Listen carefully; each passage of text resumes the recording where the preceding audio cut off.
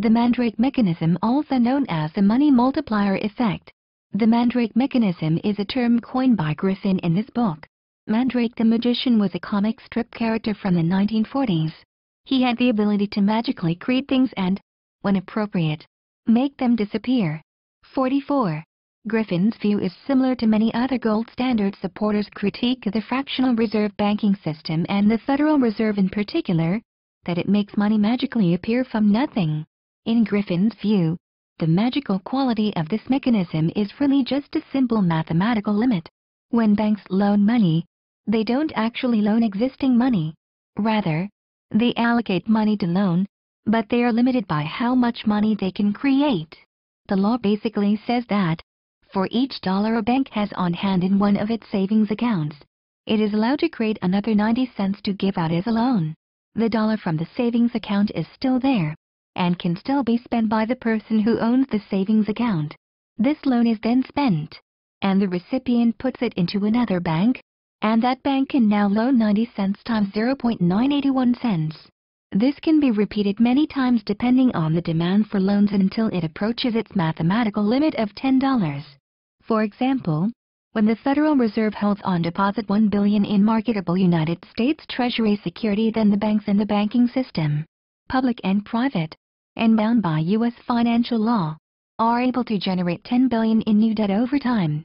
Search term: how money is created. How banks create money. The money that banks create isn't the paper money that bears the logo of the government-owned Bank of England. It's the electronic money that flashes up on the screen when you check your balance at an ATM.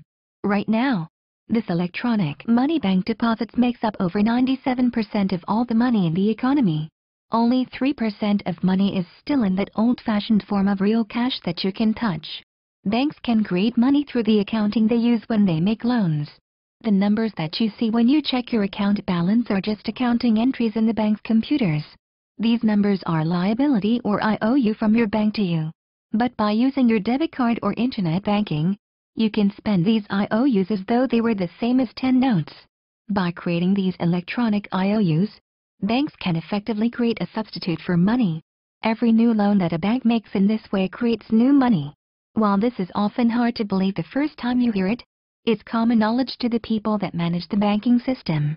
For example, Sir Mervyn King, the governor of the Bank of England from 2003 to 2013, recently explained this point to a conference of business people. When banks extend loans to their customers, they create money by crediting their customers' accounts. Sir Mervyn King, governor of the Bank of England 2003 to 2013 speech. And Martin Wolf, who was a member of the Independent Commission on Banking, put it bluntly, saying in the Financial Times that the essence of the contemporary monetary system was the creation of money out of nothing by private banks. Often foolish lending article. By creating money in this way, banks have inflated the money supply at a rate of 11.5% a year over the last 40 years. This has pushed up the prices of houses and priced out an entire generation. Of course, the flip side to this creation of money is that with every new loan comes a new debt. This is the source of our mountain of personal debt. Not money that had been prudently saved up by pensioners, but money that was created out of nothing by banks and lent to people who could not repay.